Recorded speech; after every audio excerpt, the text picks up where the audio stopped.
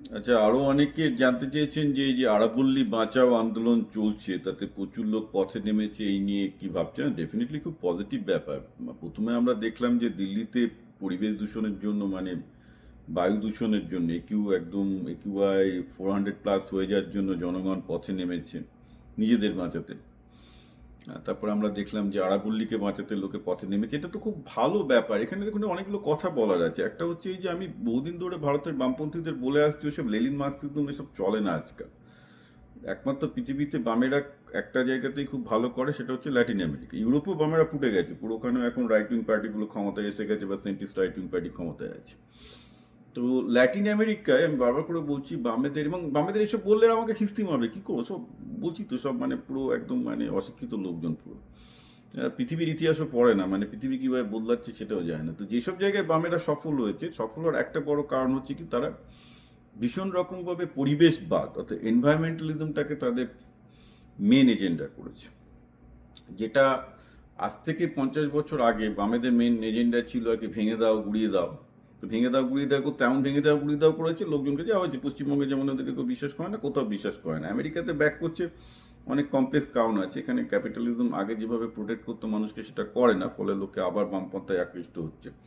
কিন্তু other than that, যেখানে সাস্টেনেবলি বামপন্থী আন্দোলন খুব সফলভাবে হয়েছে, সেটা হচ্ছে ল্যাটিন আমেরিকা। এবং ল্যাটিন আমেরিকায় বামপন্থীদের সাফল্যের মূল কারণ হচ্ছে যে তারা পরিবেশটাকে সামনে এনেছে। যেমন ধরুন ইকুয়েডর বলুন বা ইউরুগুয়ে বলুন, সব জায়গায় বিপুল পরিমাণ বনসৃজন হয়েছে, এনভায়রনমেন্টকে বাঁচানোর জন্য কাজ হচ্ছে। ফলে বামেরা সেখানে আদিবাসী গোষ্ঠী বলুন, গ্রামীণ গোষ্ঠী বলুন, তারা দেখেছে তাদের ইনকাম বেড়েছে, তাদের লাইভলিহুড প্রোটেক্ট হয়েছে, তাদের ওয়ে অফ লাইফ বেটার হয়েছে। অ্যাকচুয়ালি একটা জিনিস যেটা মানে অধিকাংশ লোকজন বুঝতে পারে না, বিশেষ করে এখন তো আমি যাদেরকে ভাষণ দিচ্ছি সবই তো শহরাঞ্চলে শহরের লোকজন হয়ে গেছে। যারা গ্রামে থাকে, বনে জঙ্গলে থাকে, তারা ওই লাইফ ছেড়ে শহরে আসতে চায় না, ওই নোংরা শহর পলিউশন পছন্দ করে না, রাইট? তো তারা চায় যে তাদের সেই সাস্টেনেবল লাইফস্টাইলটা মেনটেন হোক। ইভেন একটা প্রশ্ন উঠেছিল যে আলাস্কা প্রচণ্ড ঠান্ডা, সাইবেরিয়া প্রচণ্ড ঠান্ডা, ওখানেও লোকজন থেকে যাচ্ছে, কিন্তু তারা ওই ওয়ে অফ লাইফটাকে পছন্দ করে। আপনি তাদেরকে ওখান থেকে বার করতে পারবেন না। মানুষ প্রকৃতির মধ্যে বেঁচে থাকতে চায়, প্রকৃতির মধ্যে বেঁচে থাকার একটা অন্য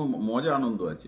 আমি সামান্য করিমপুরে নদীর ধারে আমরা ছোটোবেলায় বড় হয়েছি, তখন যে নদীর যে হাওয়া, ঠান্ডা হাওয়া, এবং এই তার যে একটা মানে ক্লিন এনভায়রনমেন্টের যে ফল, তার জন্য আমি কোনোদিন জীবনে কলকাতা বা দিল্লি বা কোথাও আমি জীবনে গিয়ে থাকবো না, থাকার চেষ্টাও করবো না।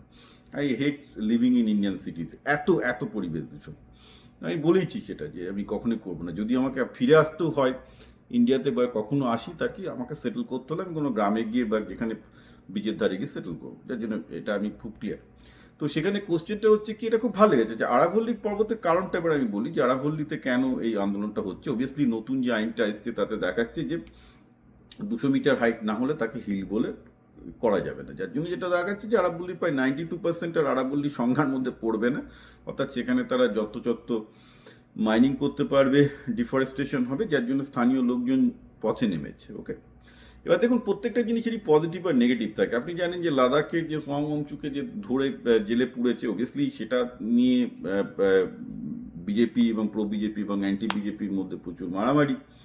এটা একটা গণতন্ত্রের খুব অভিশাপ হয়ে যাচ্ছে আস্তে আস্তে। মানে ভারত গণতন্ত্রের একসময় ভাবা হতো বট সন্তান, কারণ পৃথিবীর এরকম এতগুলো জাতি ভাষা নিয়ে একটা দেশ গণতন্ত্র করছে, এটা গোটা পৃথিবীর কাছে বিস্ময়, রাইট? কিন্তু গণতন্ত্রে যদি অনেস্ট ডিবেটের জায়গাটা হারিয়ে যায়, তাহলে আমরা যেটা দেখব যে সেই গণতন্ত্র কিন্তু আস্তে আস্তে ধ্বংস হয়ে যাবে এবং ভারতও ডিসইন্টিগ্রেট করবে। কারণ ভারতের একটা সমস্যা হচ্ছে কি, এতগুলো বহু ভাষাভাষীর যে যদি গণতান্ত্রিক উপায় না হয়, এটা মেনটেন করা খুব কঠিন। আর গণতন্ত্র করতে গেলে গণতন্ত্রে আপনাকে অনেস্ট অর্থাৎ সৎ ডিবেটের জায়গাটা তৈরি করতে হবে। তো আমরা যেটা দেখলাম যে লাদাখের ব্যাপারটা নিয়ে, যে লাদাখে কি হয়েছে, একদিকে আমরা দেখতে পাচ্ছি ওখানে রেয়ার আর্থ পাওয়া গেছে। এখন রেয়ার আর্থ যে জায়গাটায় পাওয়া গেছে সেটা 370 না 371-এর অন্তর্গত, অর্থাৎ আদিবাসী তফসিলিভুক্ত। তার মানে হচ্ছে যে ওখানে ওই আদিবাসীদের যে ডিস্ট্রিক্ট এবং তাদের যে পঞ্চায়েত, তাদের অনুমতি ছাড়া কিন্তু ভারতের সংবিধান অনুযায়ী সেখানে মাইনিং করা যাবে না। আবার কি, রেয়ার আর্থ হচ্ছে ভবিষ্যতের তেল। রেয়ার আর্থে যদি ভারত সেখানে যদি রেয়ার আর্থ সত্যিই থেকে থাকে, আছেও, সেটা যদি আবার ভারত এক্সট্রাক্ট করতে না পারে সেখান থেকে, ভারত মিলিটারি ক্ষেত্রে, প্রযুক্তির ক্ষেত্রে চায়না এবং সবার জায়গা থেকে পিছিয়ে যাবে। সুতরাং সেই খনিজ সম্পদটাও দরকার।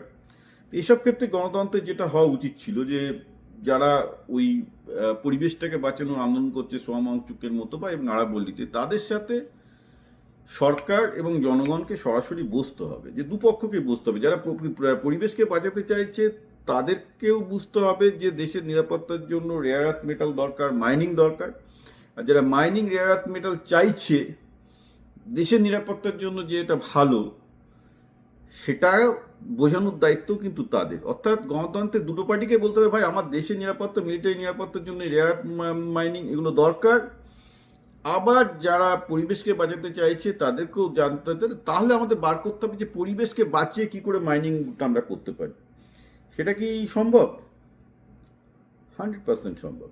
কিন্তু ওই অনেস্ট ডিবেটের জায়গাটা না হলে কি তৈরি হচ্ছে, যারা এখন ভারতবর্ষে মাইনিংয়ের এইটা থেকে করতে চাইছে বা রেয়ার মাইনিং করতে চাইছে বা মাইনিংগুলো হতে চাইছে, সবাই ওই জন্য একটা পিছের তালে ঘুষ দিয়ে দিয়ে আন্দোলনকে ভেঙে করতে চাইছে, ফলে আন্দোলনগুলো আরও বেশি শক্তিশালী হচ্ছে। পুরো অ্যাপ্রোচটাই ভুল আমার মতে, রাইট? তো এখন কিন্তু এটা করতে গেলে ভারত দুদিক থেকে, একদিক থেকে যেমন চায়নার থেকে পিছিয়ে যাবে, অন্যদিকে পরিবেশও রক্ষিত হবে না। দুটো পার্টি কিন্তু ক্ষতিগ্রস্ত হচ্ছে অনেস্ট ডিবেটটা না হওয়ার জন্য।